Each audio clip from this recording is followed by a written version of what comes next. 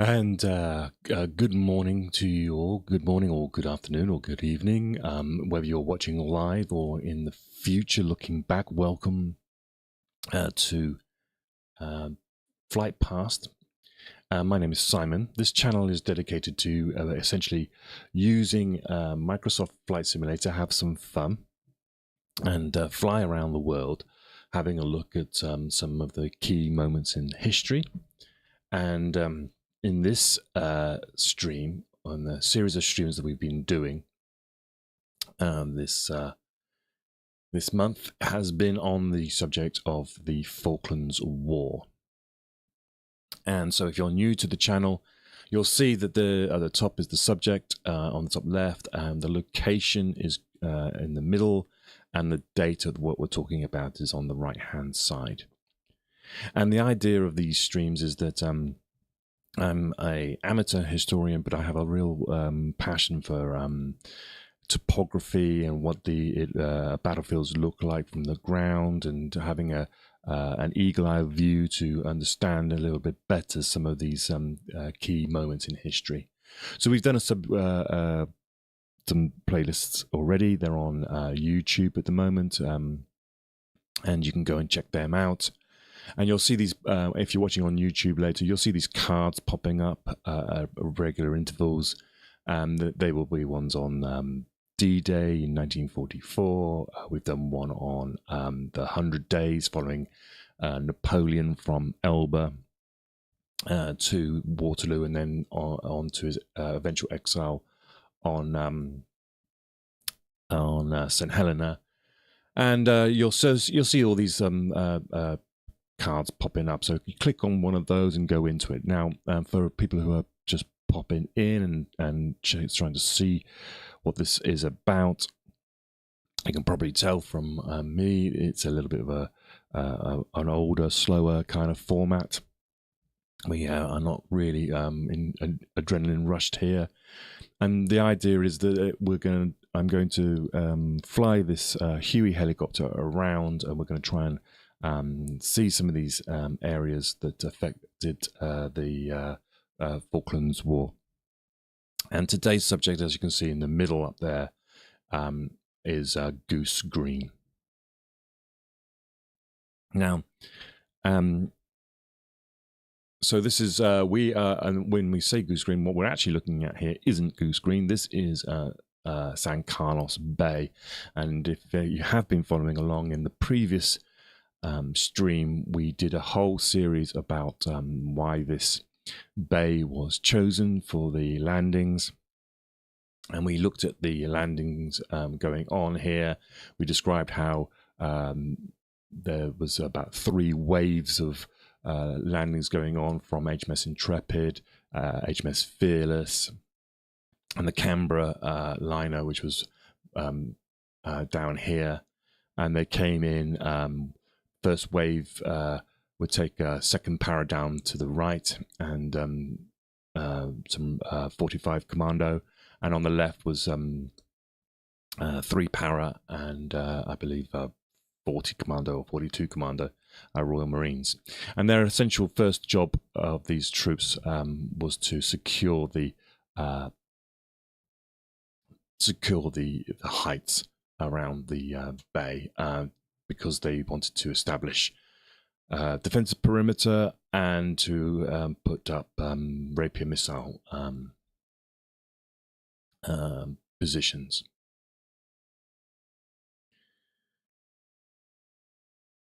Now, I am aware at, for example, right now, if you're watching on YouTube, I'm going to pause just a few seconds here, because I'm aware that Twitch likes to put in an advert break. So we're just going to have a little look around here whilst we wait for the Twitch people to join us after their advert break.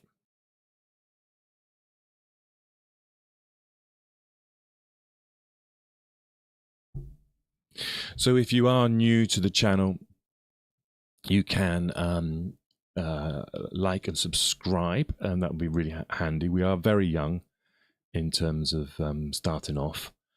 So we're still trying to get to 100. So if you want to be one of those very early people, when we're really, really famous, and we're being interviewed on Radio 4, and we have the likes of Tom Holland and Dominic Sandbrook joining us, and James Holland and Al Murray, and the Flight Past stream has been brought into the Goal Hanger podcast series. You'll be able to say that you were one of the first 100 people to follow and get a badge. So I think our Twitch people have just come back from their advert break. So welcome back, everybody. I didn't say anything more than what I was leading to before. So essentially, from the San Carlos Bay, remember the paratroopers and the Royal Marines, the first landings was essentially sent up onto the heights here to establish some defensive positions. And that was in the previous stream. So this stream, anyway, we're going to now move on to Goose Green. And let's jump into the helicopter.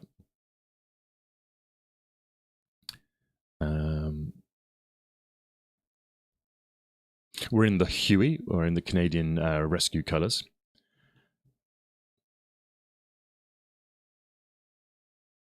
And so what I like to do, if you're new to the channel, is I like to fly the Huey, and we'll basically try to find these interesting positions. We'll jump out sometimes and use the drone, especially when we get to the battlefield itself.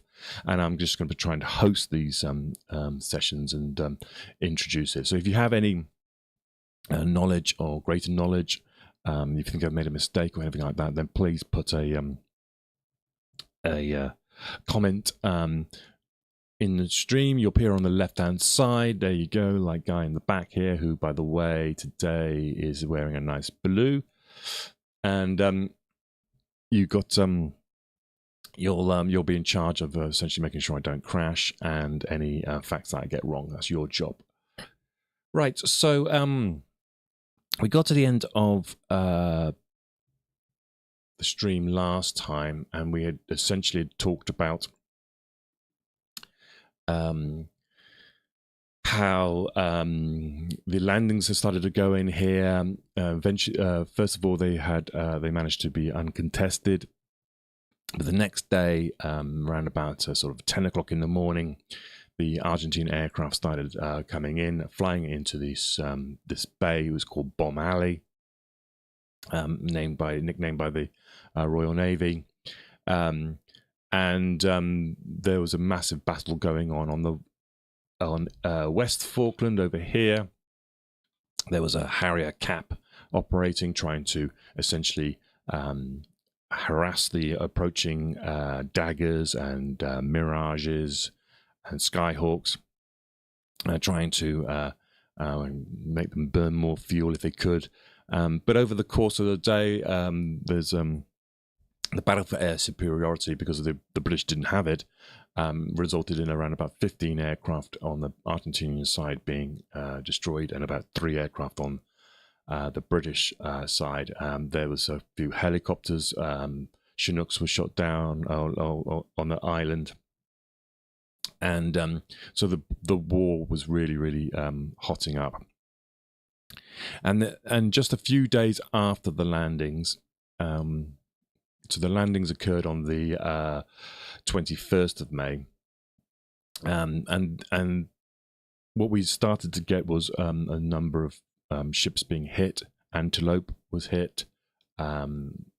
We had Sir Lancelot and Sir Galahad were hit down here with an unexploded bombs. More aircraft were lost running up. And by the 25th of May, 1982, Broadsword, which was operating in a sort of a defensive position just behind the aircraft right now, in the Sound, was damaged. And then we got Coventry. HMS Coventry was hit by bombs and sunk off Pebble Island, which is to the north. In fact, I'll get the map out so you can see where I'm talking about. Pebble Island is this island up here.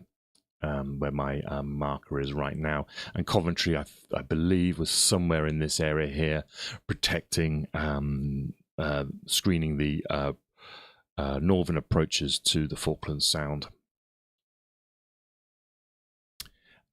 More aircraft were lost during this day, and then strategically important, there was the loss of the Atlantic Conveyor transport ship. That was hit by an Exocet, set on fire, sinks then on the 28th. And the bigger issue with the Atlantic Conveyor was it was carrying a lot of helicopters. I believe it was carrying 5 Chinooks. 4 of those Chinooks were destroyed, and it was carrying a lot of equipment, tents and things like that. And so the plan was, when they had established here their landing zone, was then they would be air freighting things across the island. And of course, losing these Chinooks meant that the lift capability was cut drastically. And so, like, the only option then was the helicopters that they did have were used for carrying ammunition and supplies or special force insertion, and the rest of the army, the Royal Marines and the paratroopers, had to use their legs essentially to get around. And so we're talking now, by that time, we're talking, 4 or 5 days that the landings had happened. And Northwood, which is the command centre back in the UK, was getting worried that the landings were getting bogged down, and that action needed to happen. And with the series of misfortunes and the Coventry and the Atlantic Conveyor and the ships being sunk and the visible pictures of these ships sinking in this bay, Antelope making its an ardent, there was a political pressure building up for action to be taken, that they needed a victory, a quick victory, and they needed to change the sort of propaganda war in their favor. Pressure was coming on at the time to essentially I'll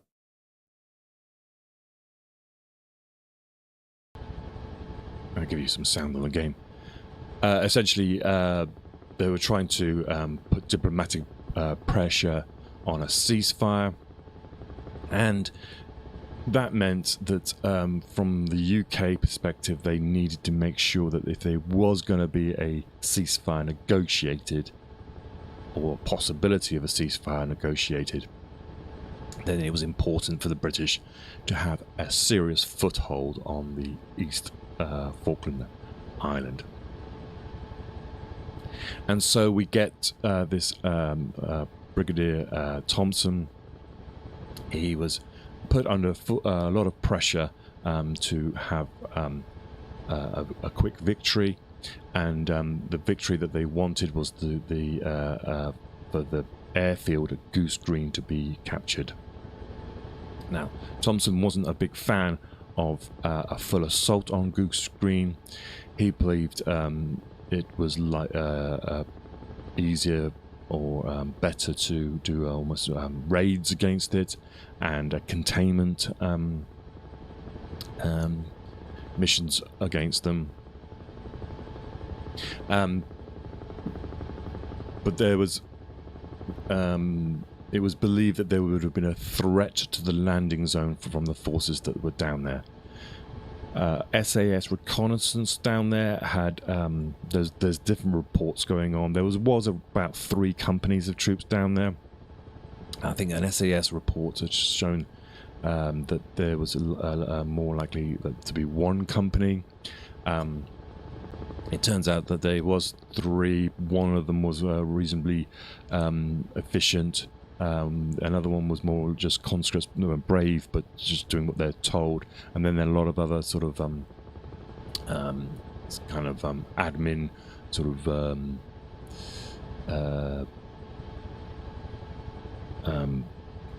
aircraft sort of personnel, Air Force personnel. So the meeting, Thompson is essentially Army, Royal Marine kind of side, and he instructs Colonel H. Jones of 2 Para with the task of essentially raiding Goose Green. It wasn't... they wanted to neutralize it, they wanted to contain it, but because there wasn't any air support really now in the mission, and everything was basically from this side. Thompson's main priority was moving across the island and establishing bases around Mount Kent. He didn't really essentially give Colonel Jones much support. Now, the relationship between Colonel Jones and Thompson was quite tense. Colonel Jones was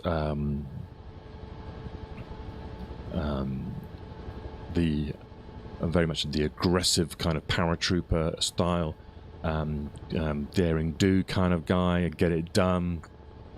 And he always felt like that this Marine, this Brigadier Thompson, was going to try to deny him his moment. He's a colonel of the 2nd Para. This is a war, and he felt that it was an opportunity for the 2 Para to do some real show what they were really made of.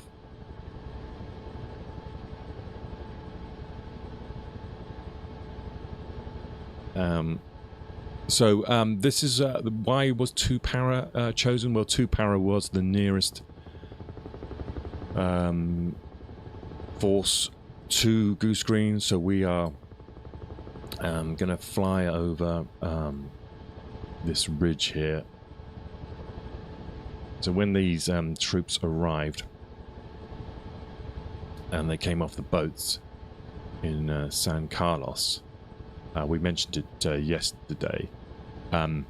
This ridge here, which is the hill here, is Campito Hill, comes up from Wreck Point down to our left.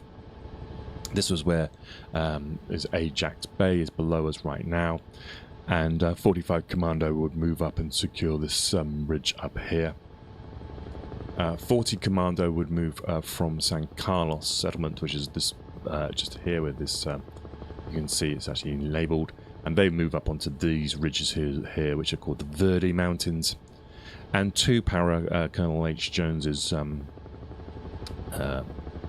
regiment moved up onto this ridge up here, and these are the Sussex Mountains, they're called. And so for the first few days, the 2 Para was up here suffering a South Atlantic or winter. So as you can see then, the 2 Para are essentially defending the bay, and you can see in the distance over here, this is the neck of Goose Green. It sort of ties the 2 areas of East Falkland together. This is Lafonia down here, and the main sort of part of East Falkland up here. And this was one of the reasons why a landing over here wasn't deemed viable.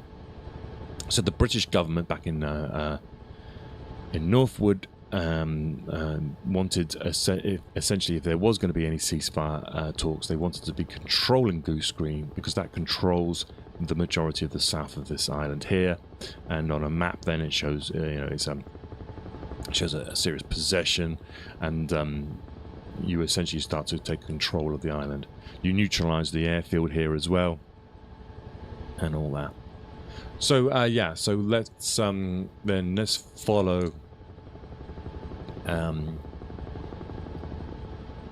the troops down to Goose Green.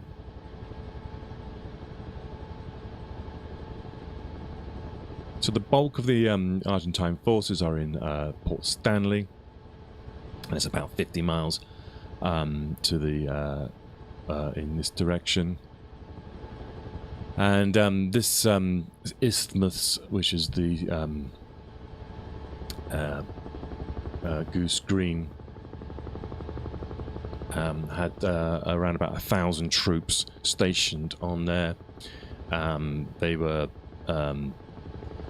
had artillery and mortars and 35mm cannons, machine guns. They weren't deemed the SAS reconnaissance, which Colonel Jones would take put a lot of emphasis on. Didn't believe that they had much offensive capability over here, and that's probably true. But the SAS had also underestimated some of the strengths, but Jones went with what the SAS said rather than what Northwood was saying, and Thompson essentially was saying, and that there was more there, and that's why Thompson wanted more of a raid than an actual capture going on.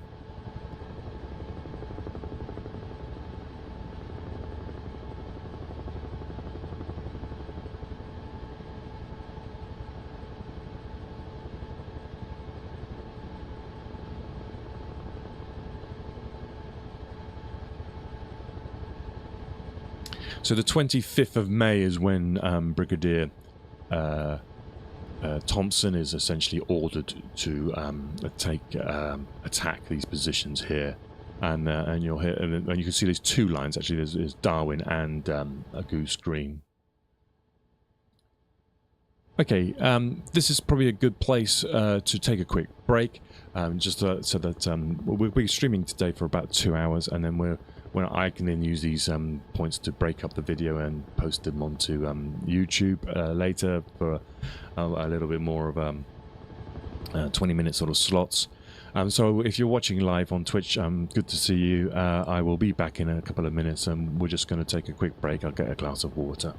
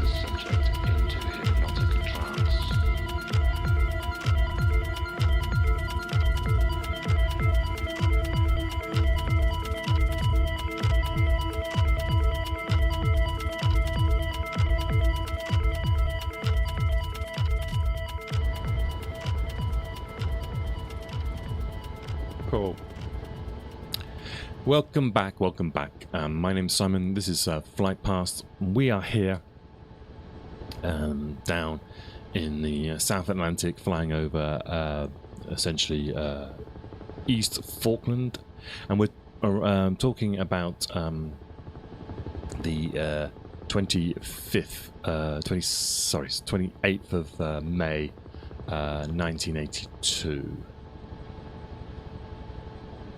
This is essentially the dates of the Battle of Goose Green, and we're flying now down this road here, which didn't exist, I don't think, at the time. Or if it did, it was a very small track. And this is the route that the second para would take to approach Goose Green. Their first objective is to secure a house which was called just escaped me, something Creek.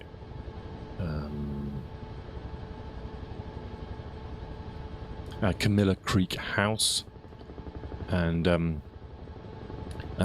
they would establish a starting line. And what we'll do is we'll run through the basic plan that was given, and then we'll do a general chat about what actually happened. It's very hard to with these battles. It's very difficult to know exactly what happened and where exactly things occurred. So we'll give a general sort of feel for the battle and the places that got a bit sticky, as they say. Now, one of the things about this battle is Colonel Jones had a sort of a 6-phase plan to move up this isthmus here, and essentially it was 6 phases, and essentially almost to capture this the Goose Green position in one. Essentially almost one night or one day. And he was back in Britain. Colonel Jones had been the infantry tactics guy, and one thing that they always been taught about is to include things, or what's known as friction, into your plan, and essentially what happens if there is a delay. And one thing his plan didn't actually do was incorporate these points of friction along the way. These points of friction would then mean that there was a delay in their plan that holds up other bits, and so this is one of the factors that then we can see play out during the course of the day. Now what we're doing here, you can see this is the actual isthmus, so we are actually following the route taken by 2 para. We'll come back and have a little bit of a closer look at it in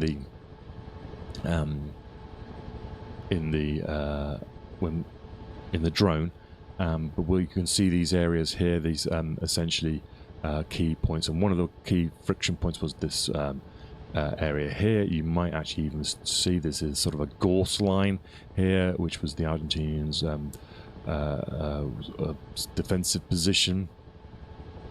And so we'll come back and have a look at that, and this moves down then into onto the behind Goose Green, and you've got the airfield here. So the first thing to really notice is essentially how flat the area is. There are subtleties to the terrain, but we're not talking a huge amount of cover going on. Well, and this is the airfield of Goose Green just here, and the settlement over to the left there. We'll swing around the settlement and we'll fly back up the isthmus, and then we'll start talking a little bit in more detail.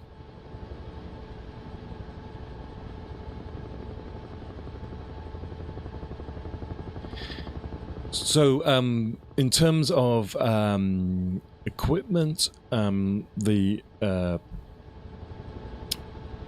helicopters being knocked out, the Brigadier Thompson had given priority to the remaining helicopters for SAS insertion onto the Mount Kent, which we can see in the distance. I think it's over here. And so a lot of the equipment that the Paras had to take with them They had to hand carry it. There was some helicopter given to them later, I believe. Essentially, 2 Para was consisted of around about 3 rifle companies, a patrol company, and a support company and headquarters company. And Thompson allocates 3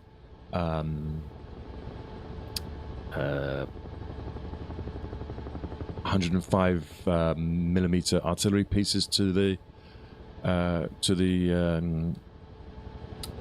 mission, and there was scout helicopters available for some limited ammunition supply and medical evacuations.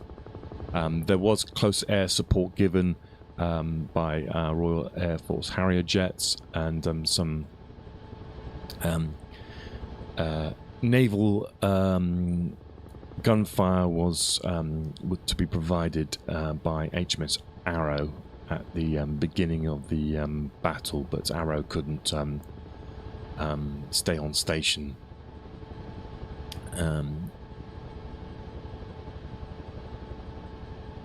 Now, later on, Thompson would say that he should have given Colonel Jones more support, possibly even sent 45 Commando down with them, or 40 Commando down with them, and made it so it would have been possible to take the position in a day. But at this point, the speed of the operation of the Falklands War, the time pressures given on Thompson, the nature of the bravado of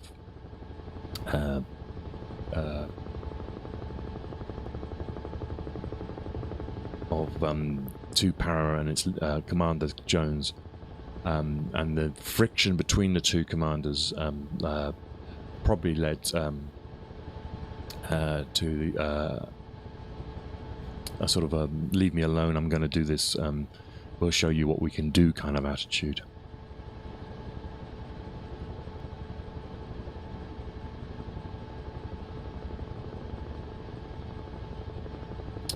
Okay, so let's just pause here, jump out, and we'll get on the drone. So here we go. This is the isthmus that 2 Para will need to approach.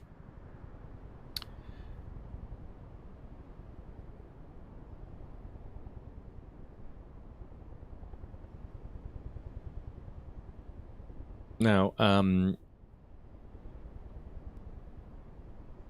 the plan at the time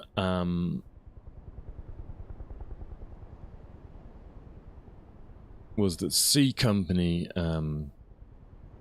was the sort of a recce company, and they would guide the rifle companies to the start line.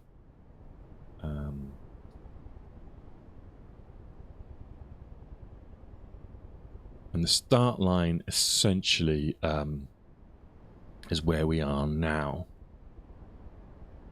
In fact, it's kind of this was the designated start line for the battle.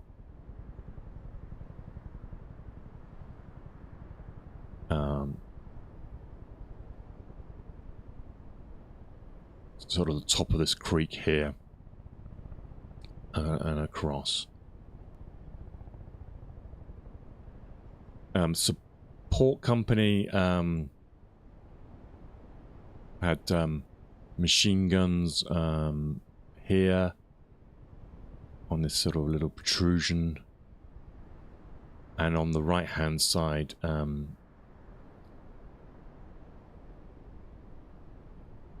down this side of the creek here was snipers placed in.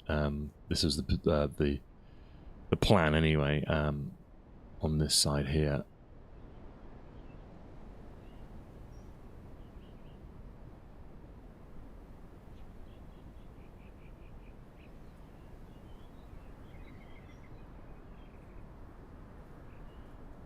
So the special companies are setting up a fire base essentially here, and at the end of this protrusion here.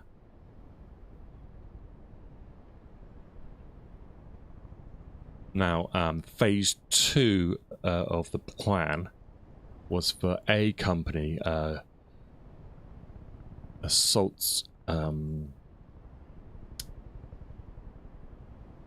Burnside House. So they will essentially come. I think this has been drained. This is a lake, or it's filled in over the years. But they essentially this was not crossable, and a company would move around essentially here and come down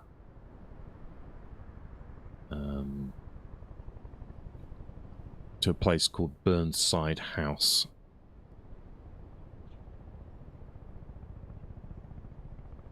Which I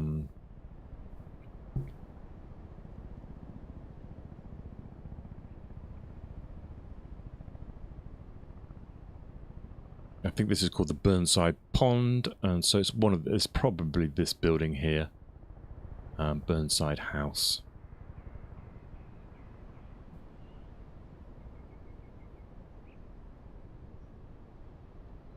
This is just a plan at the moment. We're just going to run through it. So this is what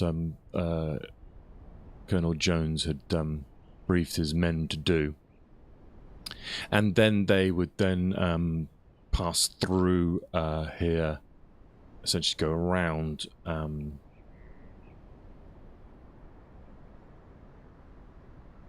come up on this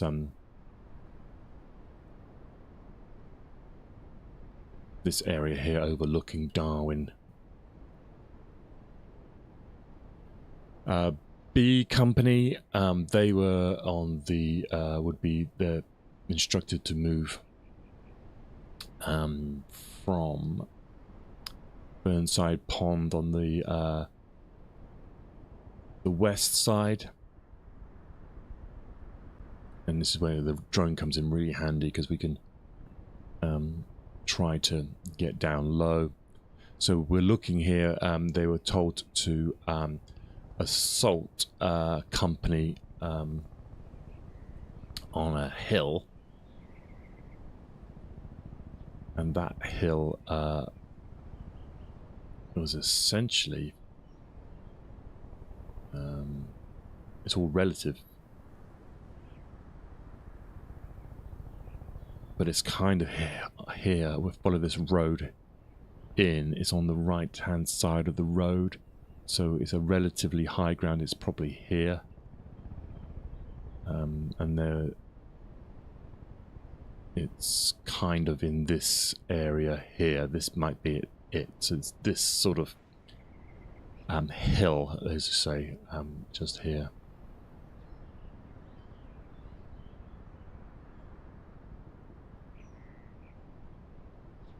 The first, the second, so the first phase was setting up a fire base and the start line, and that was C Company, and then A Company goes over to Burnside House. B Company comes up to this hill here, takes this hill. This phase would occur at around about 2 o'clock in the morning. Phase 3 will start at, so they're given an hour for that. Phase 3 was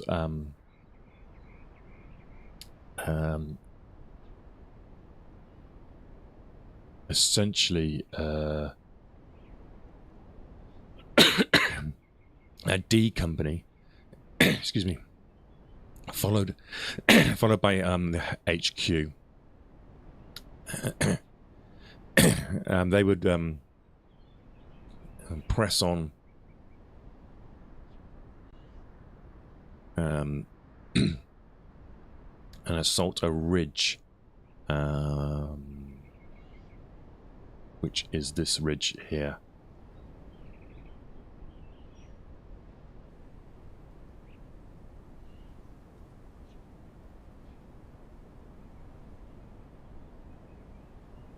This is at 3 o'clock in the morning, and then A Company was on the other side here. After finishing clearing Burnside House, moves around to this area here, and there's believed to be a platoon of Argentinians defending this position. And this is called Coronation Point. So they were to essentially in this area, I believe. So you might see here, this could be evidence of previous trench works.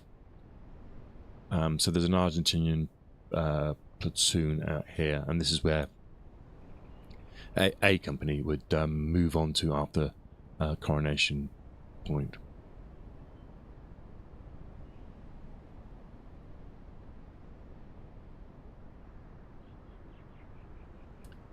On the other side, then, once D Company's moved up to this ridge here, then the B Company would leapfrog them again, and they would press on essentially up to this onto these hills here. And there's believed to be a company of Argentinians up here, and they would push on to them. And this was to occur at 4 o'clock. So far we're on phase 4, 4 o'clock. So it's phase 1 established, and then it's phase 2, 2 o'clock. Phase 3, 3 o'clock. Phase 4, 4 o'clock. Phase 5, 5 o'clock. And phase 6 was 6 or 6:30. So that's the phases you got. So he's only given 6.5 hours to do this as a plan.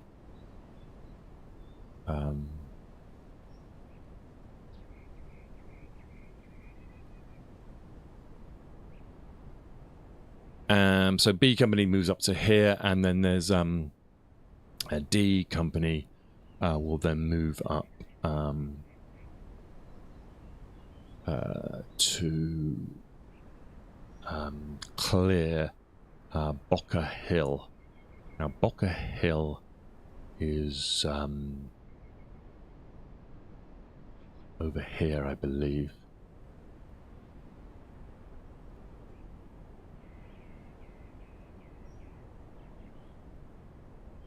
It will be essentially, I think, this area here. This might be Boca Hill.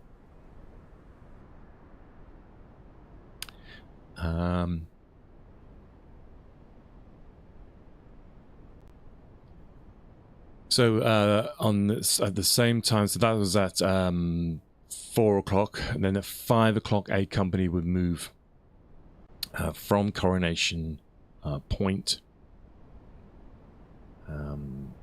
They would essentially take this point down here, and then they would move around, and their mission was to take what's known as Darwin Hill, and Darwin Hill is this hill here. And he does mention, I believe, that that's if that it was possibly undefended.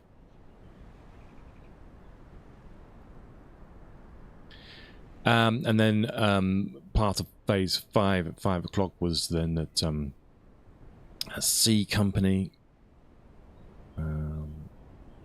which we had left on the ridge over here. And their job was to move forwards and clear the airfield anti-aircraft weapons, which was this is the airfield here. So I believe some of these positions here would be this looks like an anti-aircraft position here. Maybe some of these positions it basically they surrounded the airfield. So that was to occur at 5 o'clock, and then phase 6, which is to be 6:30. Remember that it's still dark at this time down here. A company would be moving in to finish the job at Darwin. They believe there's possibly a section of troops here, so they would move down from Darwin Hill to take Darwin. B company, which we had left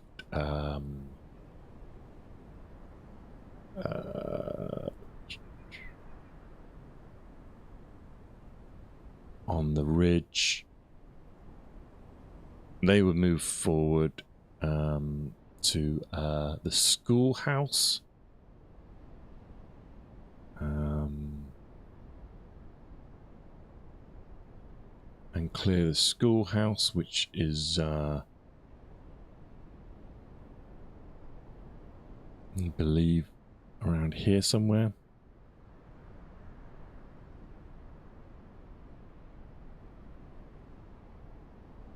And D company would move then through the airfield to assault Goose Green itself.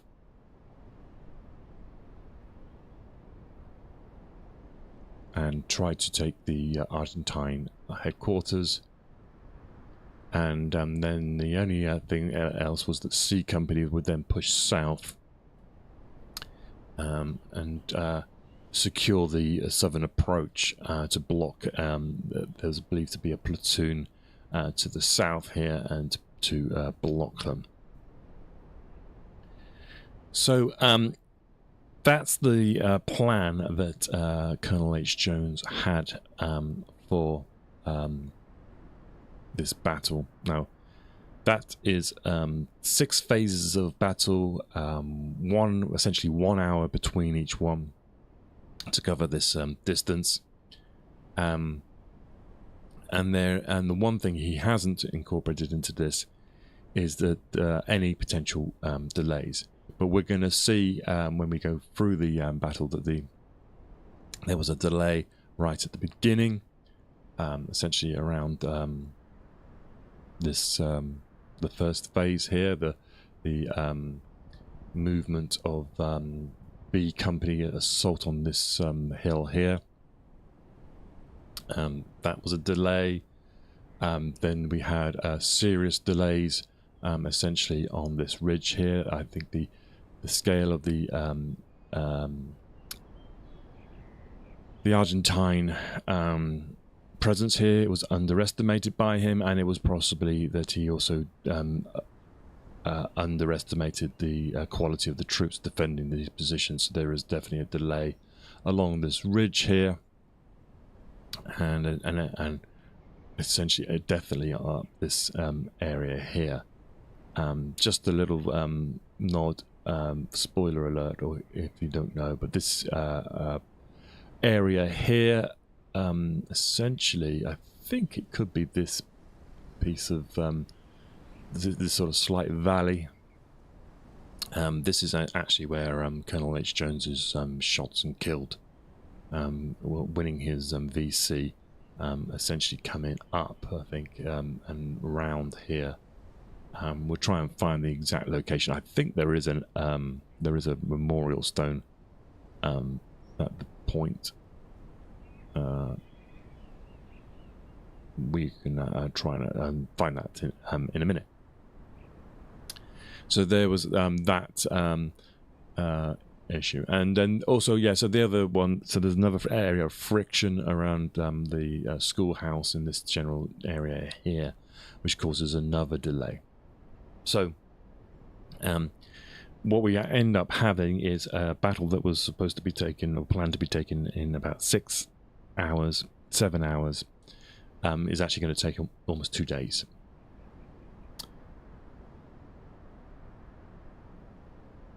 So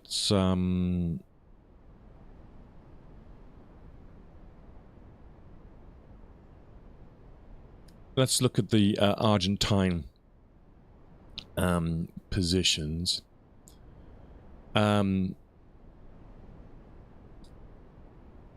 They had the 12th Infantry Regiment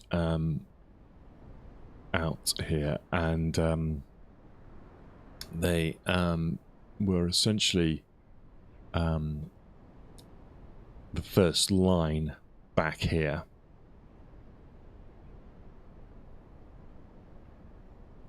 So the A company of the 12th Infantry Regiment was essentially holding this sort of neck here, and they had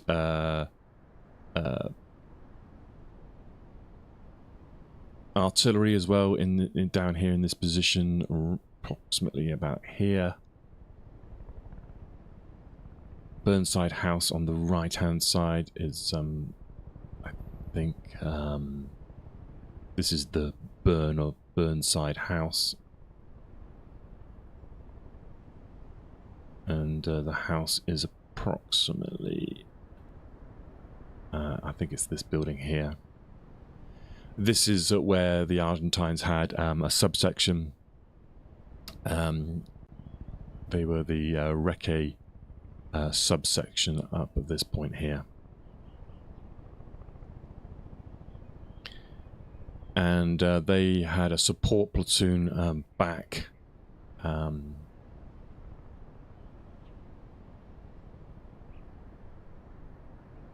in this direction.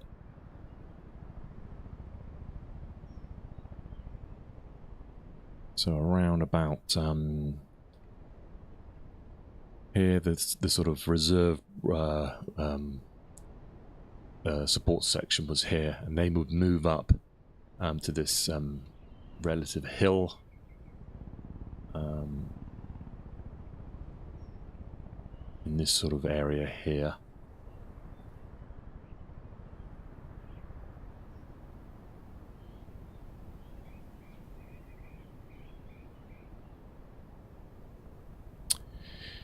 In terms of other defences, this is just A company, by the way, up at this section here.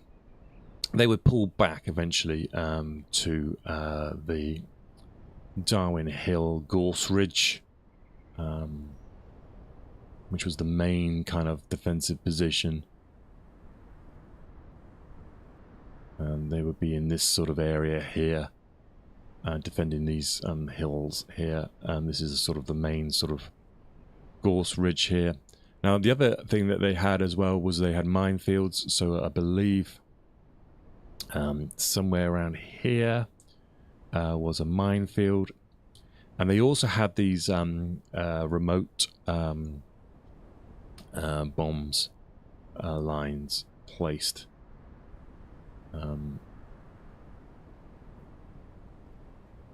in this sort of area, arcing around across this way.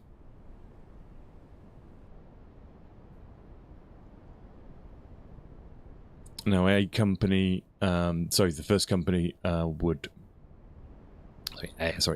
company would then pass back, as I say, and 2 company H quarters to attachment. I think we just crashed.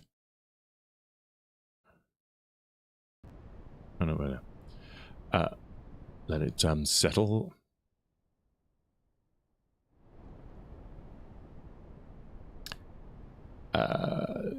Yeah, so H quarters company detachment was back here on this ridge, and they also had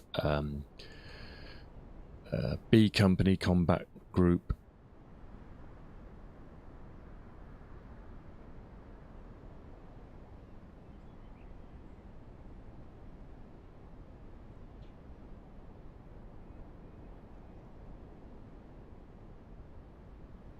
And then on this ridge up here was the 25th elements of the 25th Regiment. The Pater Botte, I think it's called, detachment was up here. And there was a heavy machine gun position of the 8th Infantry Regiment on the side of Bock hill. Now this must be pretty obvious position. I think it's behind the gorse bush. It's kind of in this area here. There was a machine gun position, a machine gun platoon here.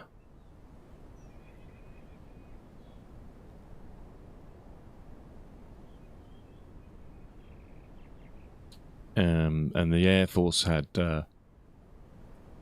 20mm guns back at the airfield, and there was also military police, Argentine military police contingents back here as well.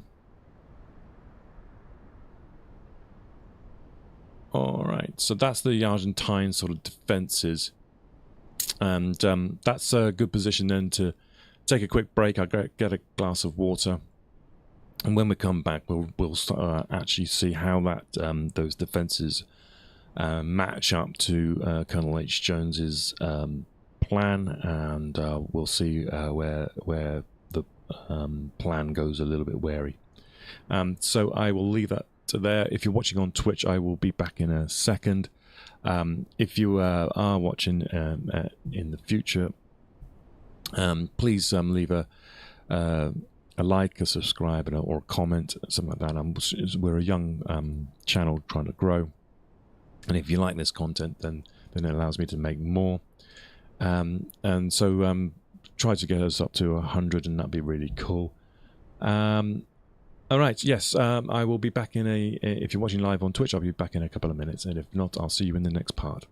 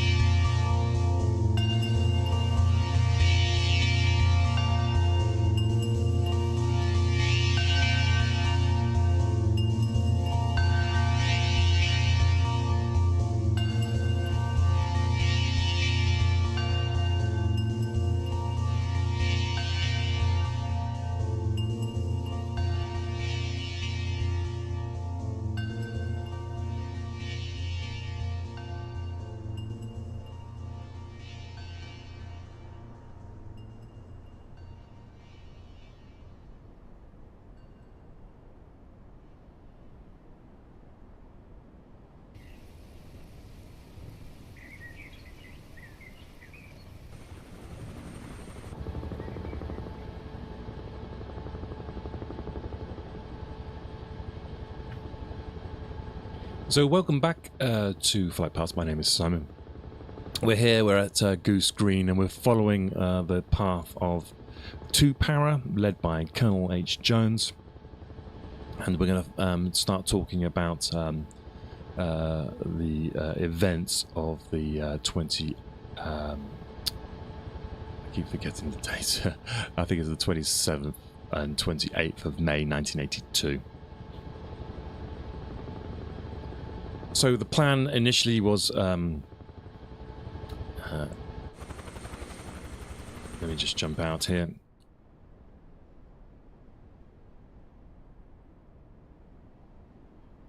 So the plan initially was for B Company to move A Company to move on Burnside House. And their starting position was over here.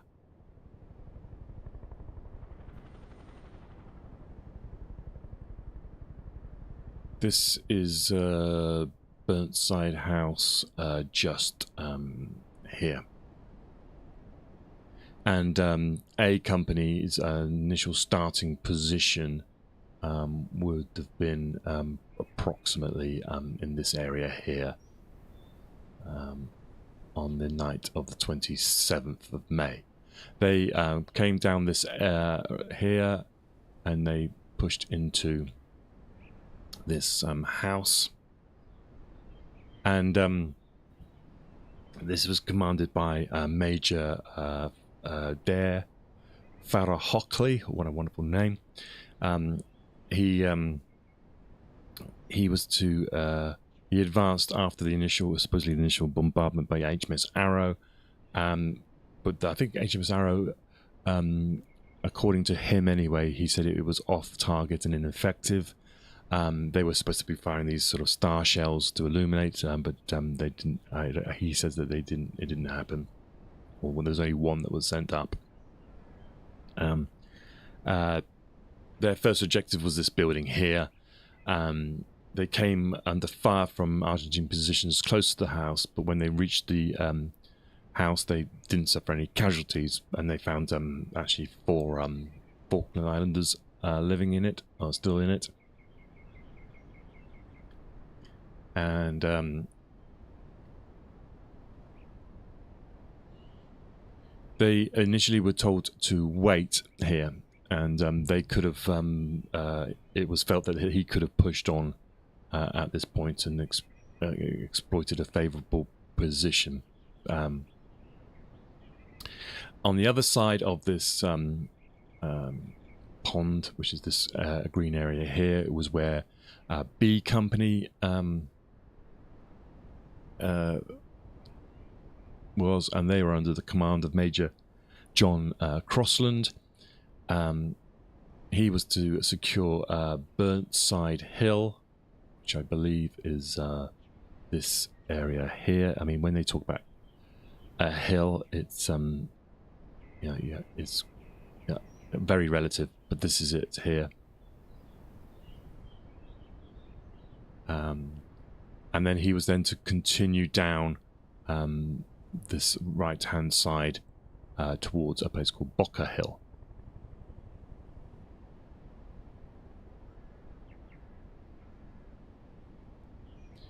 They experienced a little bit of a delay, but when they marched down this side, they found very little resistance to begin with.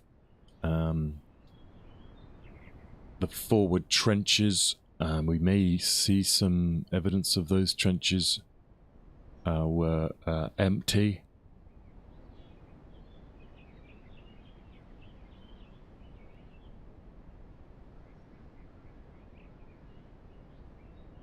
Yeah, they got to the top of this hill here, exchanged some fire with the Argentinians who were here, but when they got here, they found that the positions were empty.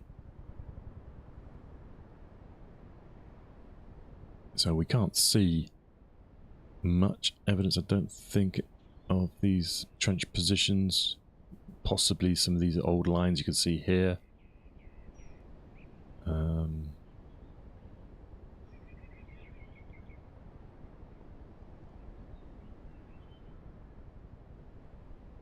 This could be a position here.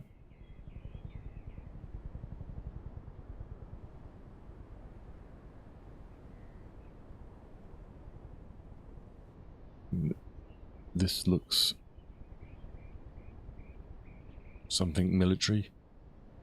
That could be definitely a trench. That even looks like a sort of a archaeological kind of thing, archaeological dig. And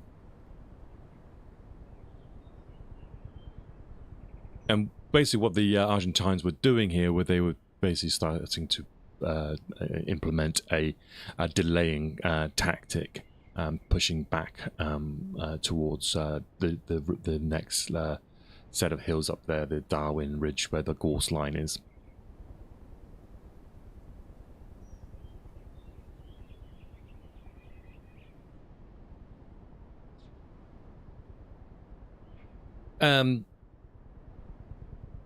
This is a company was pushing this side, and there's a sub-lieutenant, an Argentine guy called Gustavo Malacalda.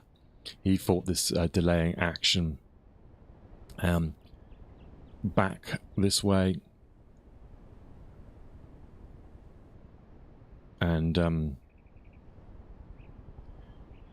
he had to risk his life because he was, well, not only was he defending because doing a delaying tactics, but he was actually moving back here through a minefield at the time.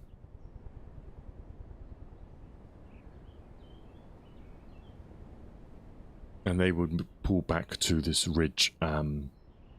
Essentially, you can see this ridge here. This is the Darwin kind of ridge, and this is essentially the sort of main, or one of the main Argentine defensive positions here along this ridge here.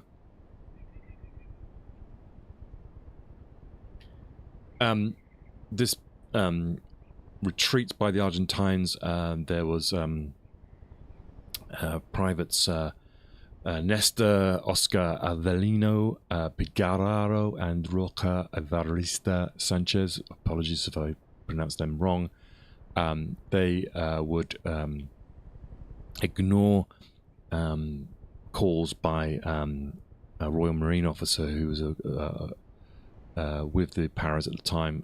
His name was Captain Roderick Bell. He had been a Costa Rican. He was sent with the Paras because he could speak Spanish, and he was calling out to the Argentine troops to surrender.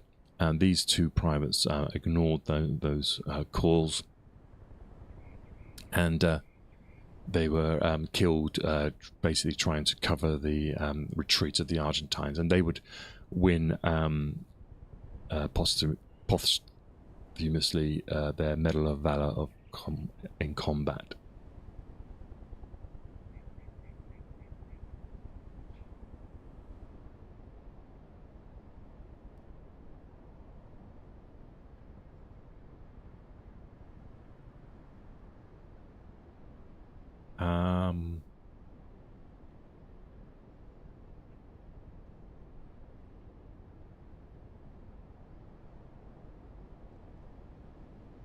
D Company would move next, and they would push from again from this position here, and they moved to the up this section this way to the right of a known minefield here, and this is known as Coronation Ridge position.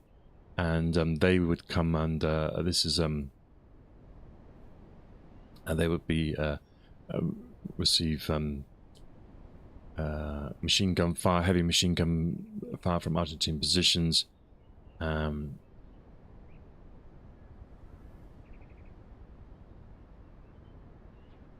They were taken out eventually, and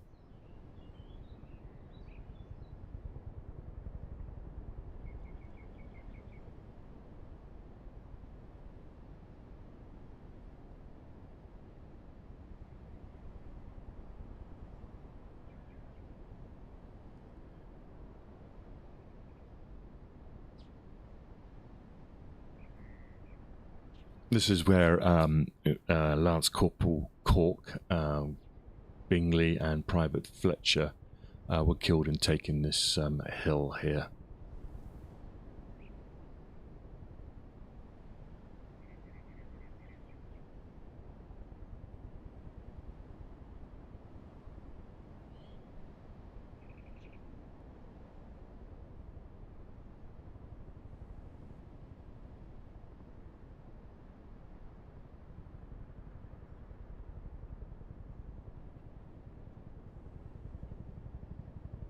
So these are the sort of the Goose Green parks, and at this point, Crossland, Major Crossland is concerned. They've lost almost 3 hours of their schedule trying to push through these positions. They were nearly killed. He himself was nearly killed in trying to do this because a mortar round landed between him and his second in command, but failed to go off.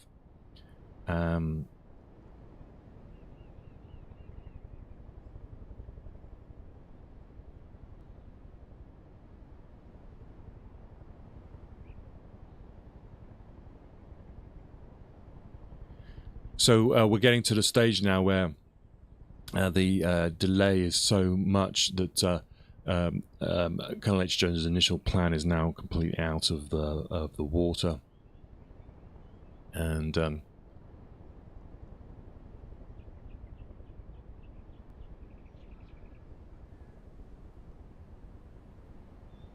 they were actually B Company, which was over here, got counterattacked.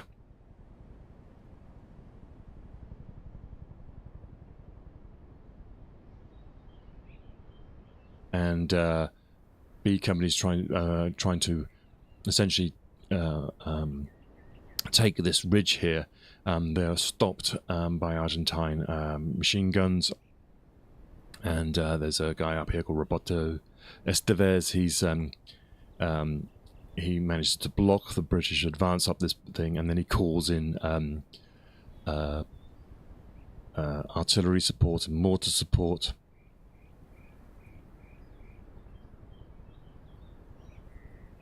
And essentially B Company are in this area here.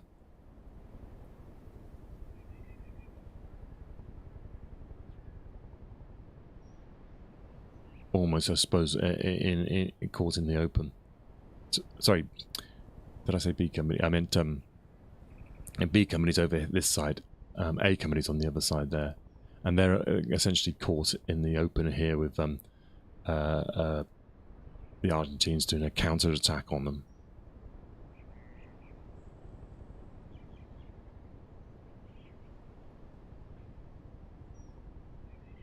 So this Lieutenant Estevez is organising the defence along this ridge here.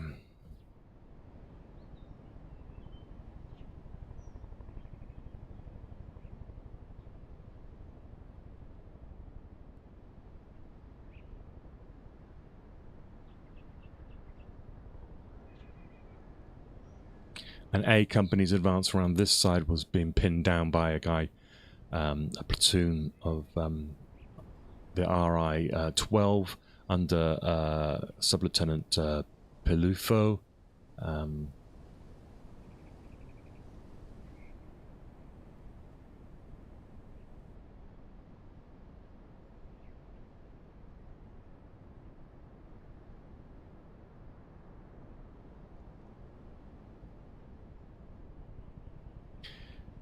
This defense that the Argentines put up along this ridge here is was described as by the British. They were quite shocked. The reports that they were getting at the time was that these troops would be the conscripts. They were demoralized and they were unwilling to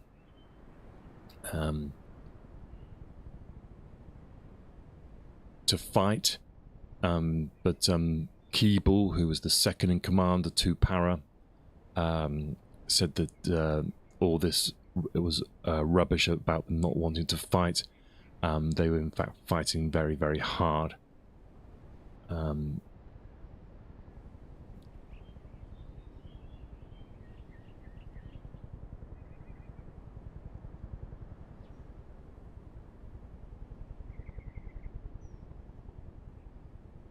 And A Company is essentially in this area here, pinned down by Argentines,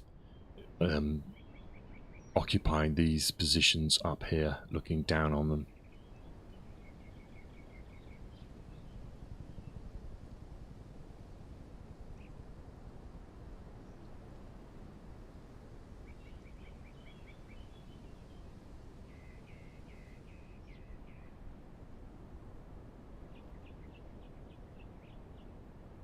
So 5 hours have occurred.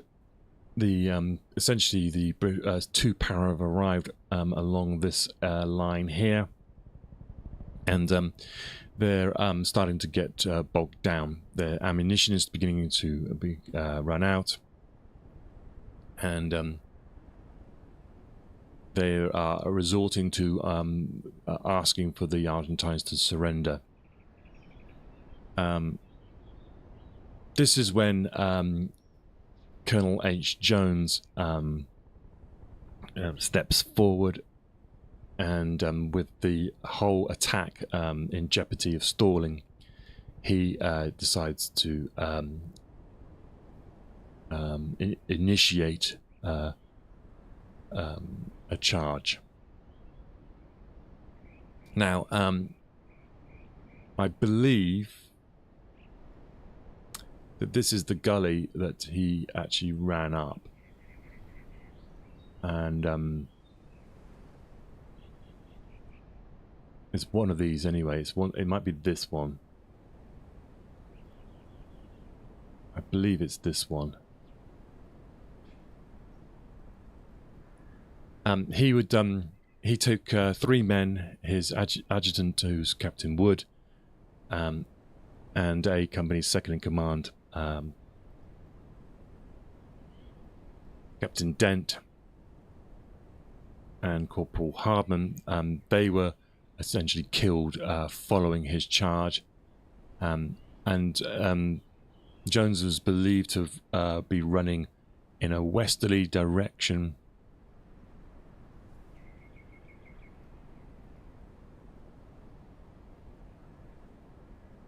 which I think I thought it was coming up here, and he sort of he's followed by his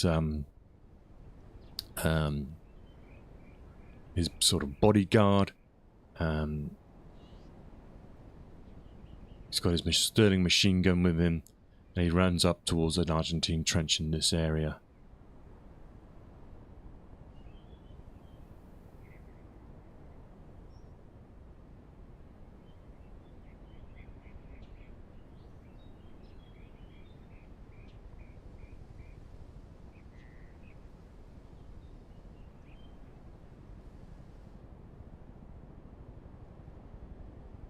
I'm just seeing if I can see any evidence of where his stone was. I think there's a memorial stone.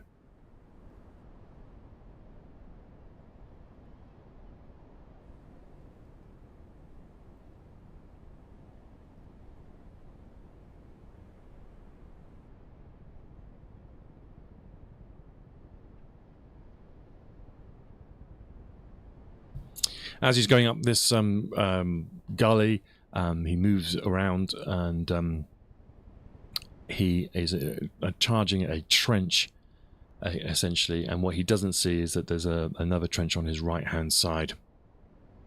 And he's hit, and he falls short of the trench that he was going for. This is when he's lying, dying. A radio comes in, essentially to say that he's down, and the British scout helicopter sent in to evacuate Jones is shot down by Pucara.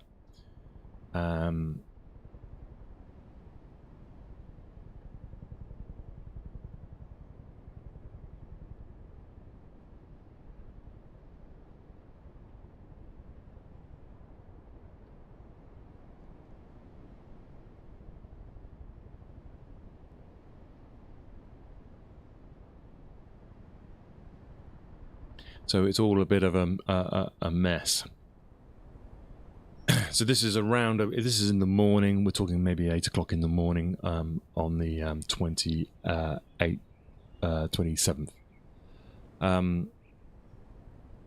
At this point, then the command of 2 Para moves to Keeble, and Keeble needs a period of probably 2 hours to get his head around what's happened and to form up a plan.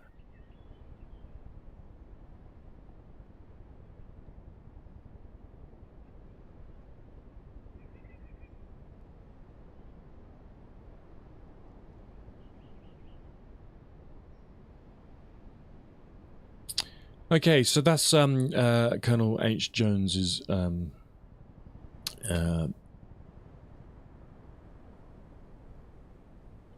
assault up this ridge here. Now, he would go on. He would be awarded the Victoria Cross for that action.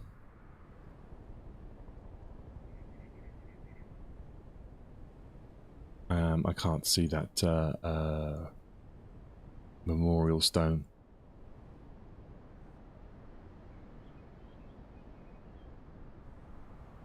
And that will be a good place to take another break, and then what we'll do then, and that is the sort of the first phase of the battle. So there's an underestimation by Jones about how long it would take. He didn't take into account the friction points. And the 2 companies, A and B company, are stalled around this area here, and the Argentines are showing a lot of fight along this ridge here. So when we come back, then we'll look at what Keeble does, essentially to move the battle along. And I'll be back in a second, so don't go away.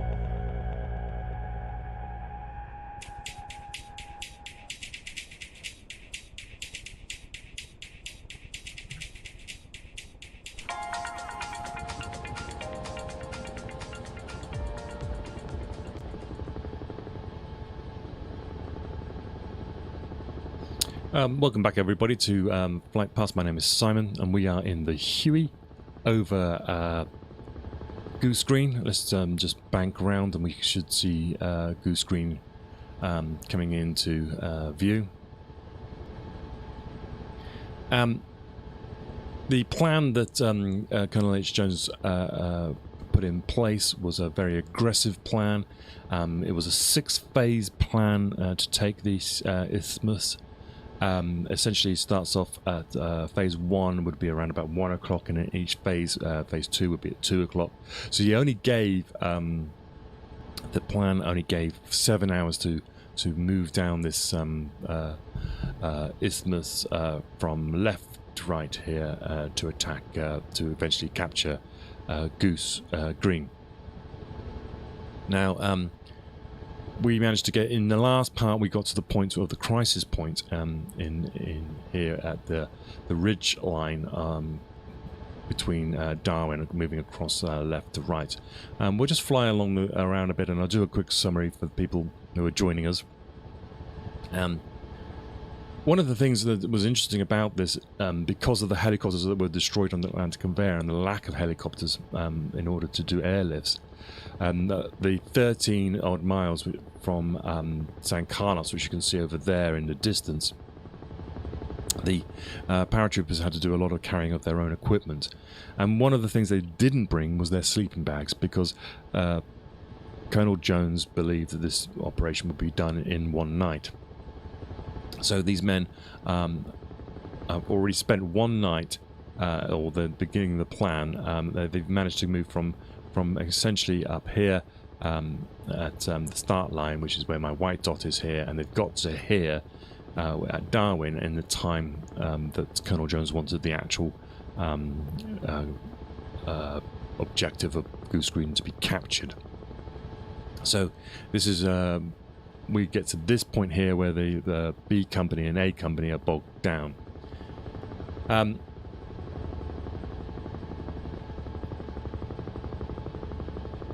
Now, we spoke about Colonel Jones and his death. The B company and A company seem to have been bogged down, and it seems to be that Colonel Jones was kind of this guy who kind of took it personally if things weren't going well, and would undoubtedly a very brave man, but he seemed to have lost his reasoning at that time. He would die trying to make his over-ambitious battle plan work by personal example. And one of the issues, and a few people reported it at the time, was that Jones had little confidence in his own company commanders. He was too much micromanaging in a certain sense. Seemed to be in a rush, never allowed his company commanders to recce forwards. So the plan, and Brigadier Thompson admitted that he should have sent some tanks down with them. They had Scorpions tanks. A couple of those would have made the big difference. But the need of speed, the rush, the pressure from northward to get a result meant that these things were not taken into account.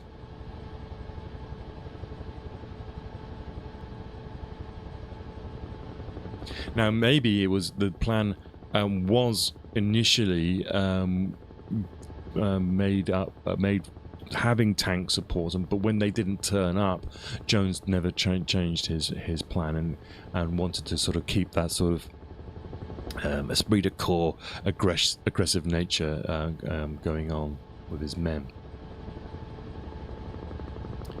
This battle is essentially defined by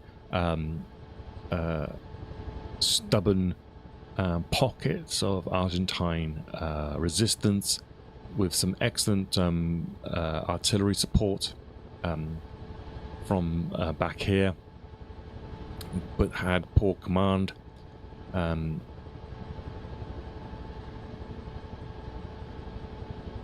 essentially, if this area where we are now flying over, this was if this had become the place where the paratroopers got stuck, then Brigadier Thompson would have been forced to send another battalion down to cover it.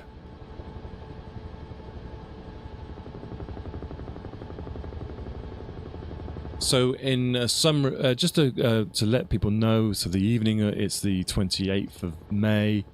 On the 27th of May, the paratroopers have moved down here to a place called Creek House. C Company and the engineers clearing the route. Support elements, mortars, snipers, artillery. They get positioned. Actually, let's just pause here, jump out, make it a little bit easier. The support elements were positioned over here, essentially in this area on this point, and down here down here.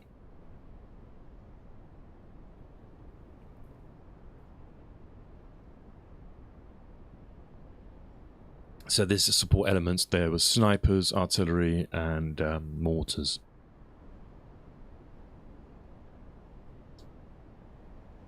So 3:35, the main push came down from this area here, Burnside area. A Company moved down here towards Darwin, and this area called Coronation Point.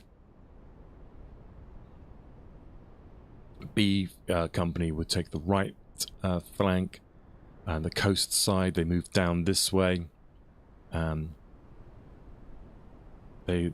this area, which is Burnside Hill and Bocker House, clearing some of these forward positions here.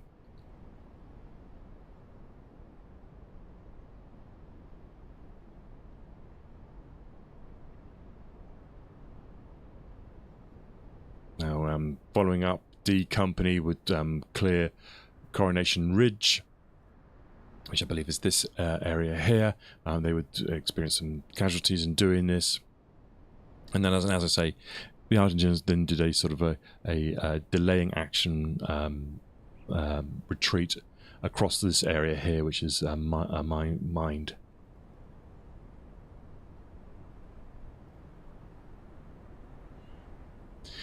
This is the ridge, the Darwin Ridge, going across here. This is where MSFS would mount some Argentine counter pressure, and they occupied strong positions up here on this this ridge line up here. And from this position as well, he had good observation on the likely British positions, and presumably they were already zeroed in, and he could call in quite a lot of artillery and mortar fire down onto the British.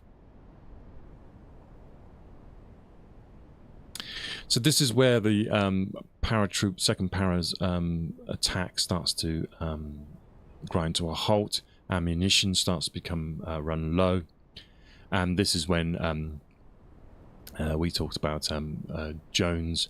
I think he comes down here and he starts to get frustrated, and essentially then moves up, I believe, one of these gullies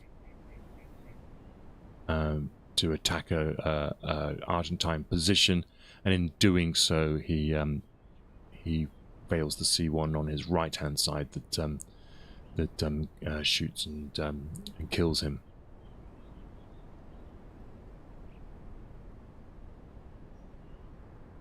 And not only was Jones killed in that action, but many of his support people.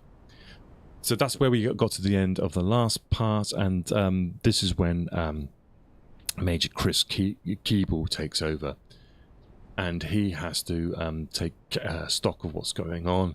He takes his time about it, and essentially, I believe, kind of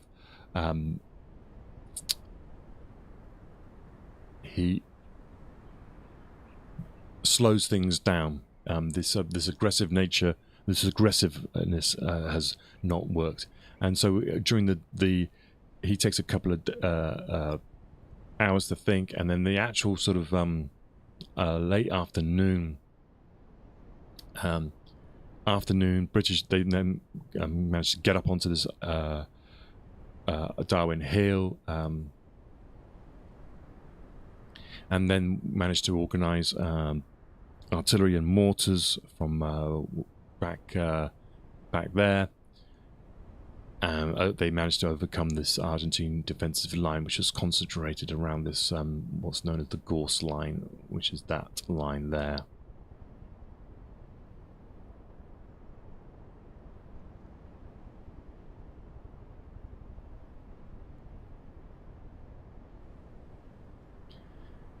And once this position is taken, this is in the late afternoon, so we're going into the evening of the 28th of May, they push on towards Goose Green, clearing positions and advancing south here. And most of these Argentine positions in this area, the resistance is weaker, and the positions are outflanked and overrun. And then in the morning of the 29th of May, we get the British forces closing in on Goose Green, and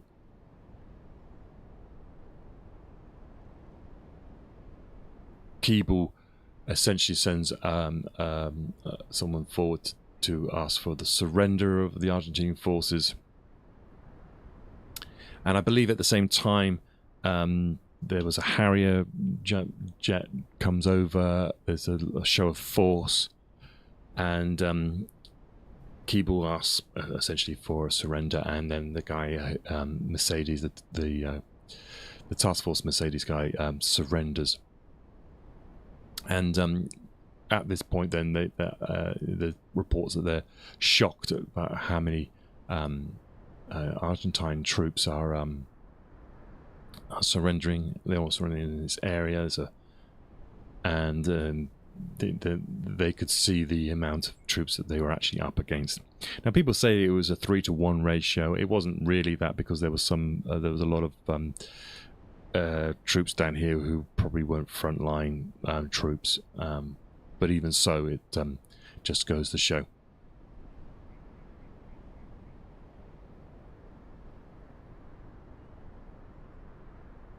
There was some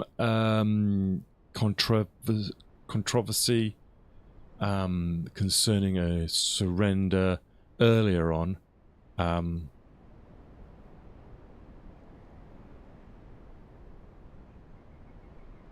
So it's called the White Flag Incident.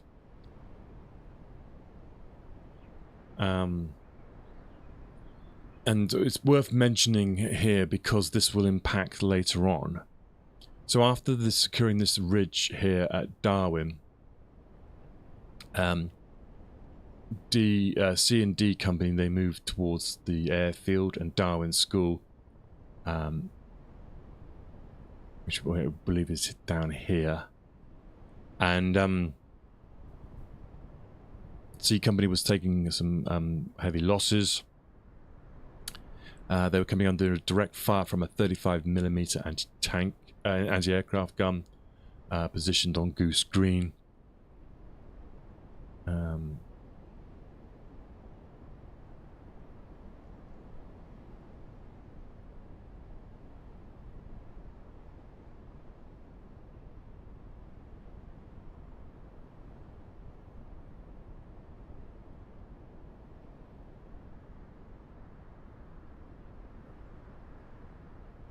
So what we believe happened, it occurred to Lieutenant James Barry and number 12 platoon. And him and 2 NCOs had moved forwards to accept a surrender from an Argentine position. And as they did this,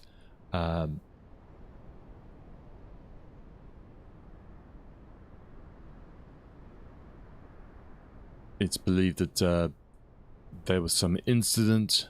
There's possibly in the confusion of the battle, there was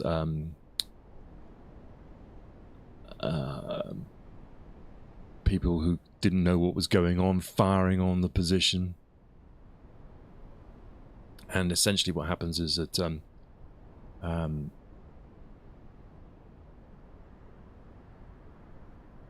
Lieutenant Barry gets shot.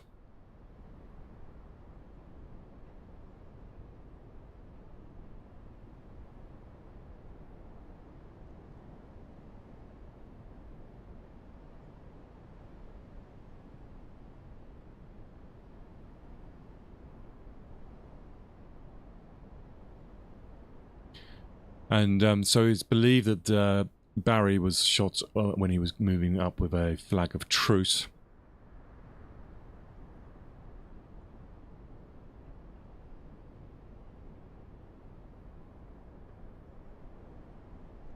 Now, it's not clear exactly what happened, but what the knock-on effect of this was that the paratroopers, word gets round, you know, what the army's like, quite quickly, and word gets round, and this has an impact on later battles. Essentially, there is a lot more instances of not accepting a surrender, essentially, after this incident here. Not always, but there was definitely bad blood felt here, and it would impact later on in the war.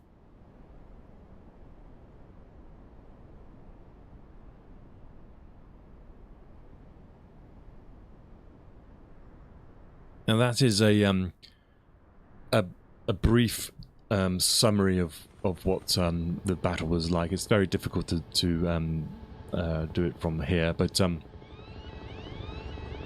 I hope that gives you a little bit more clear of what was going on.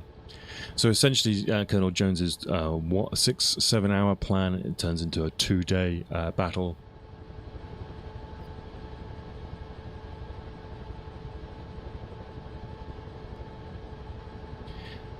And essentially what happens then is the British government get their propaganda victory. This allows the government to maintain British public support. But to be honest, how much that had waned is probably limited.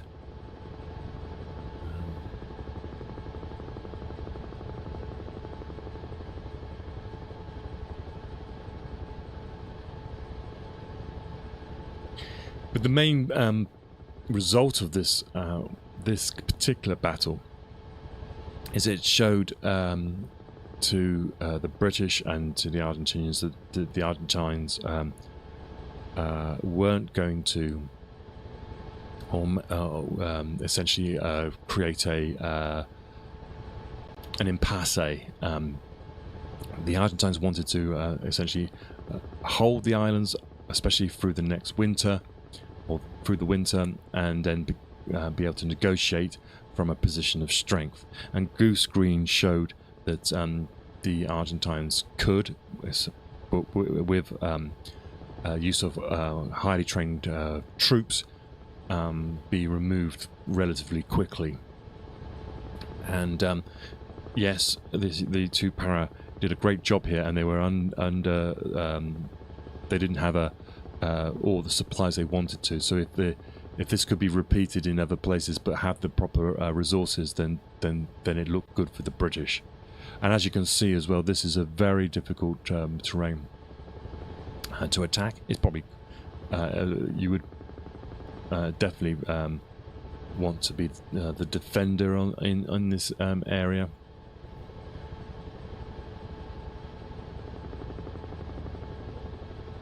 But that was the essential impact on the war itself.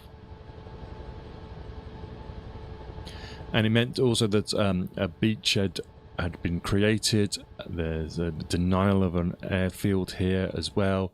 This also denies this area to the south, where there were some troops, Argentine troops here. And this gives the British a good footing back onto East Falkland.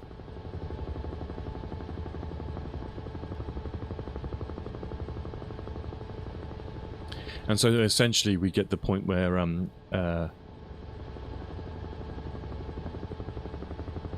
the British now have the momentum back in this war.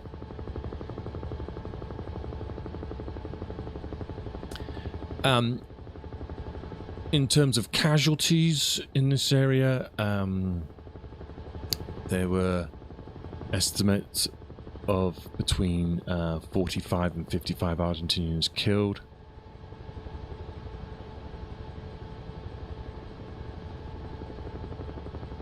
Some 961 prisoners were taken here.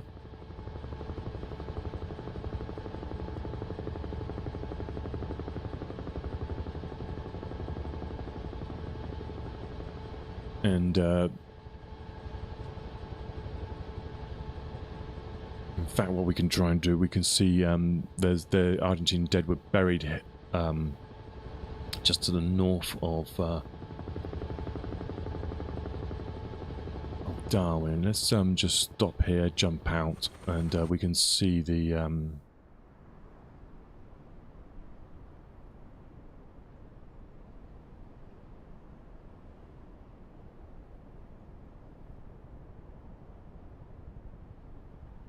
see if we can see the cemeteries.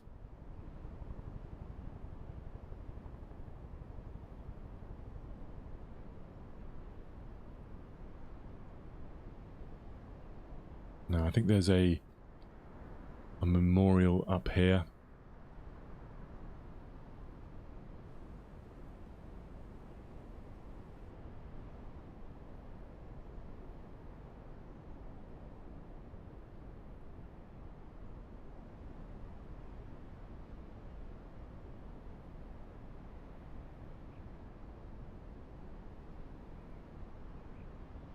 I can't quite see it. It might be over here.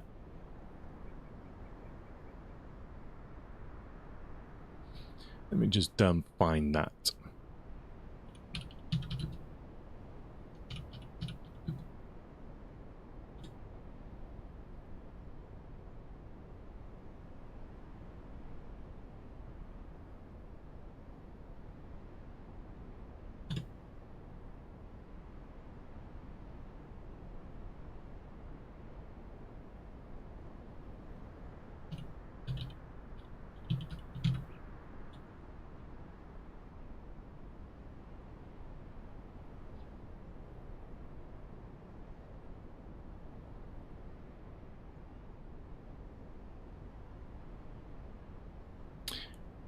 Let's just go around some of these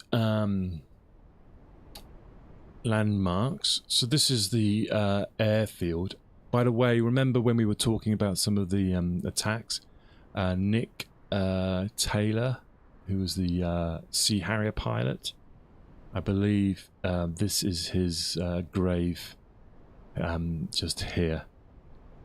The Argentines buried him on the edge of the airfield. And that was when he was shot down by a blowpipe.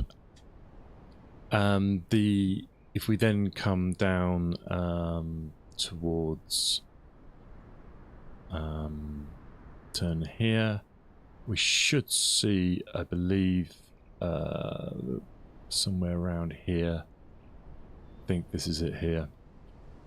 This is the Parachute Regiment Memorial, and this is on Darwin Hill, looking down on Darwin itself.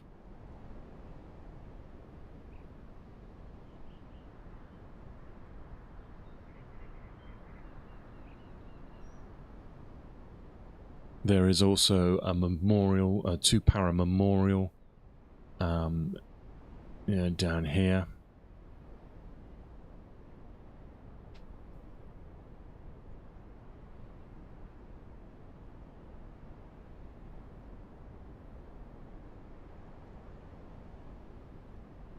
And the Argentine cemetery is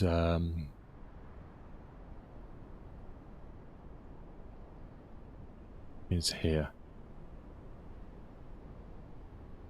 So this is where the 55 dead are buried of the Argentine.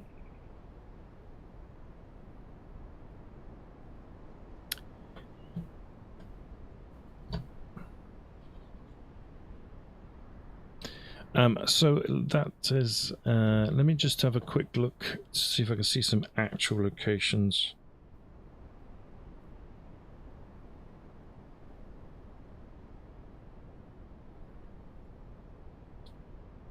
This is a book, by the way, I don't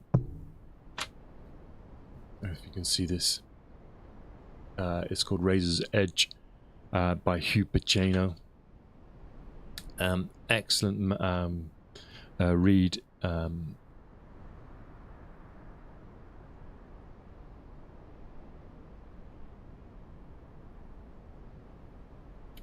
it's got some brilliant maps in it. Now,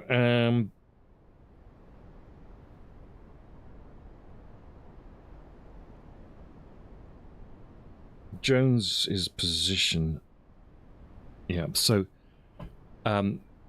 let's just spin around and we can actually see the exact place where he was killed.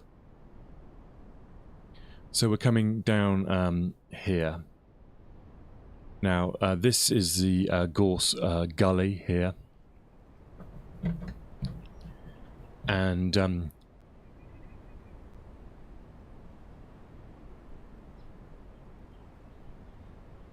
he essentially, we have some Argentine trenches here in this area. And the A company's bogged down trying to get up this position. And what happens is, I believe, you can just make out this sort of valley and entrenchment. He moves this way and then up this way. And he's trying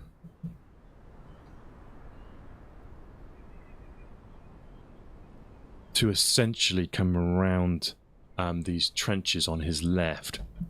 So I believe he's trying to move up, following this sort of, it's hardly a valley, but it's called an entrenchment, I think.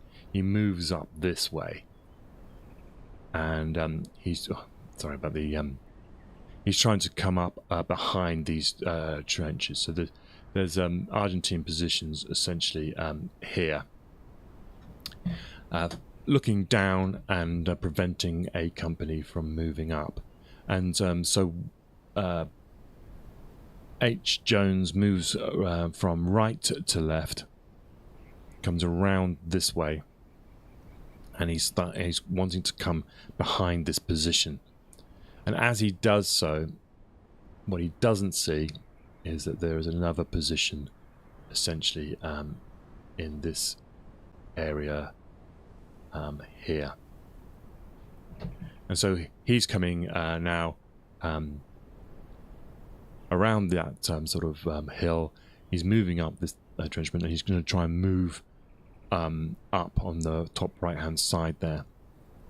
And there is an Argentine position just here. And this was manned by a guy called Rios, and so this is believed to be where the position where Jones is shot from, right about here.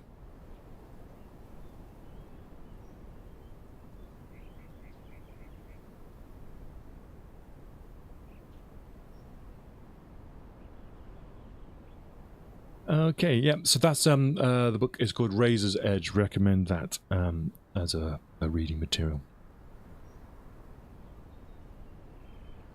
Okay, I hope that was interesting. It's really cool to see these sort of positions in real life, and you can now see exactly what happened. So, yes, H. Jones moved around this way and up this position to come this way and get shot essentially from this side here. And now, presumably, there should be a stone marking his position. And it might be one of these up here. I think there's definitely a stone somewhere. It might be that there, marking where he was killed. But you can see that that's this is the defensive position that the A company is trying to get round. There doesn't seem to be much evidence of these trenches left. Scarring wise, I can't see much.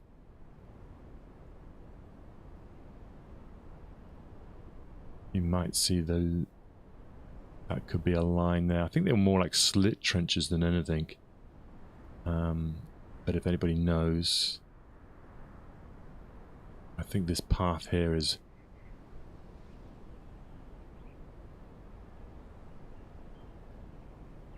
moving down in that area.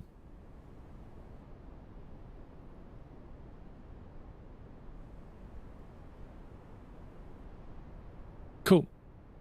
And so that is Goose Green. So we're coming up on 2 hours. So we'll call it a day here.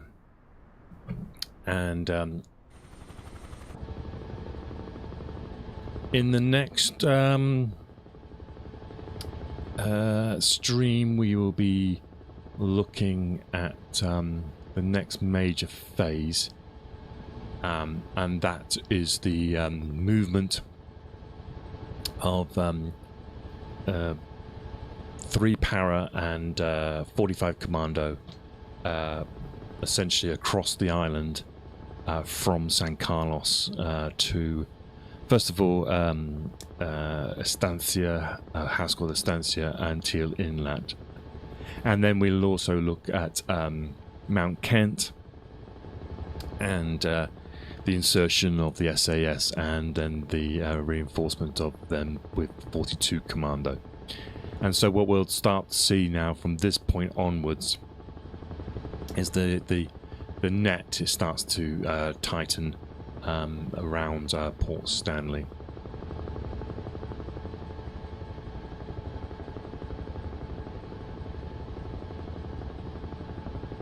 So I hope you enjoyed that. It's quite an amazing sort of story, and I'm sure there is a lot more detail that you can go into with these battles, and there's a lot of people out there who are a lot more expert on it, and veterans who are there who can probably correct any details. But I'm sure what we are seeing here is unbelievable bravery on both sides, and there's some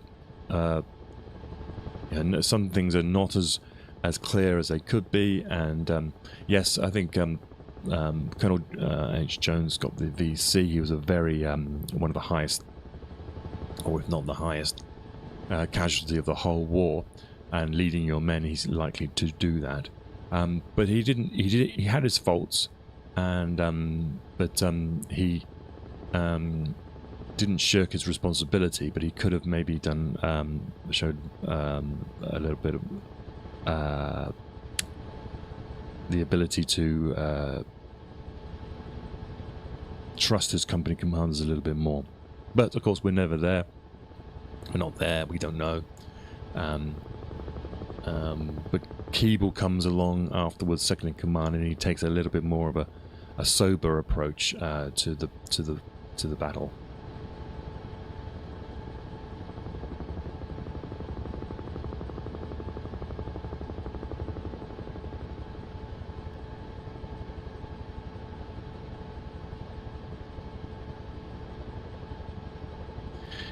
So we've got to the 29th of May.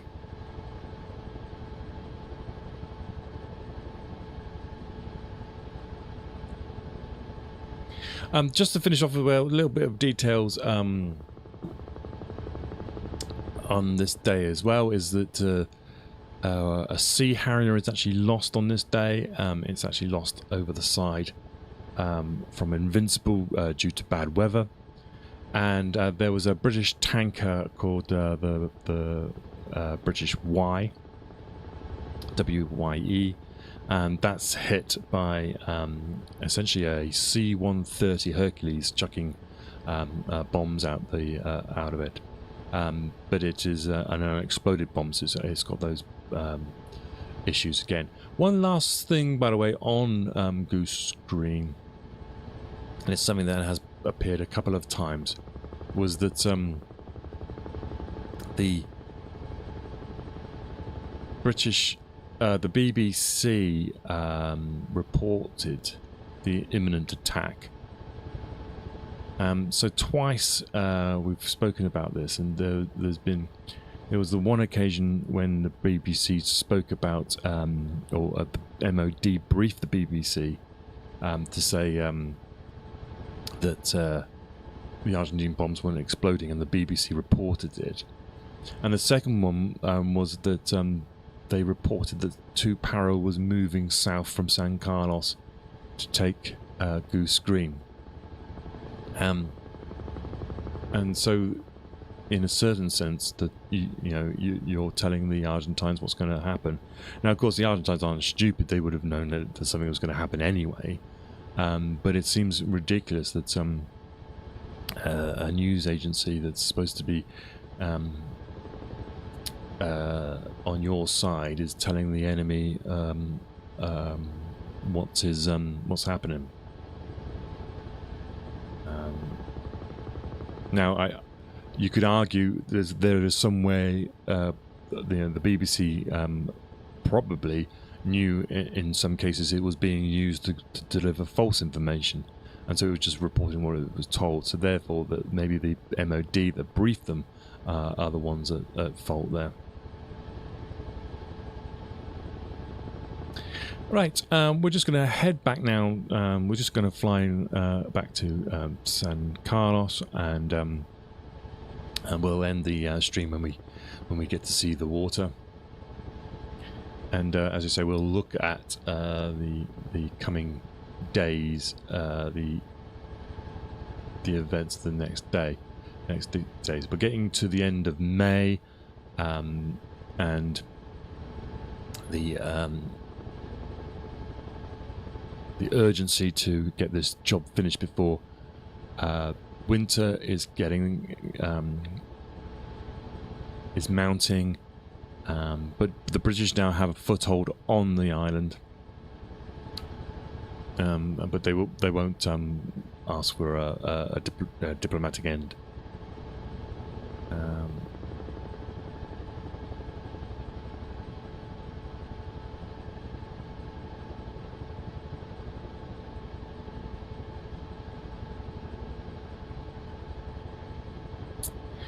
So we now have a period is approximately 10 days, and this is where Brigadier Thompson is trying to establish his beachhead here, and 10 days essentially to move troops and supplies across the island, the 50 miles across the island, to begin the attacks on the positions around Stanley. And the first battle that we will be talking about will be the battle essentially of Longdon and Two Sisters and Harriet, and these are all around about the 11th and 12th of June. So from the 29th was the end of the Goose Green one, then we've got like 12 13 days, almost 2 weeks for the British to move their position across. So a little bit of a lull in the action between those dates. We get, as I say, there's the Harrier was lost over the Invincible, and the 3 Para and 45 Commando are yomping across. Mount Kent is reinforced, and we get that C-130 aircraft is shot down by a Sea Harrier. As for 2 Para who are here at Goose Green, they're actually now will be airlifted to place called Fitzroy on the eastern Falkland, and they'll be moved over on the 2nd of June. And we'll have the beginnings of the 5th Army Brigade arriving, Scots Guards, Welsh Guards. They'll beginning to arrive, and we can look into what happens with them. And that's around about the 5th of June. So we'll start looking then at the journey from this position then towards the east and those events leading up to the beginning of the actual battles for the hills around the Port Stanley later in the month. Right, here we are. We're back at San Carlos. And we're literally just going over it now.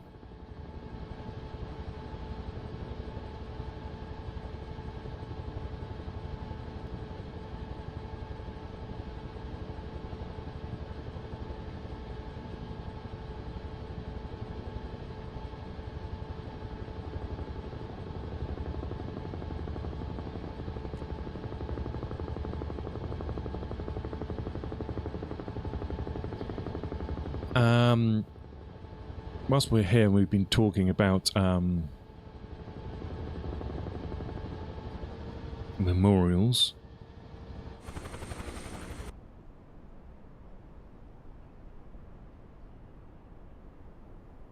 This is San Carlos, and the British Memorial at San Carlos, I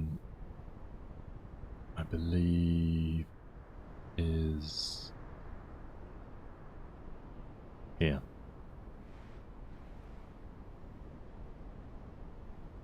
Oops. Just there. And by the way, the injured, a lot of the injured were brought back here to San Carlos. They had a medical station here, so a lot of the Argentines were treated in this area as well. I'm not sure where that was, but it's in this area here.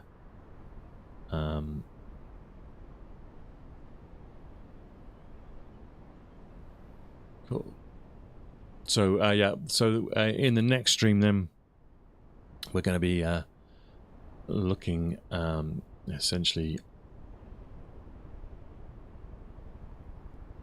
at the march across the island, and so we'll fly that route, and we'll have a look at some of the landmarks on the way, and we'll do a sort of a familiarization flight around, trying to pinpoint these mountains that become battlefields.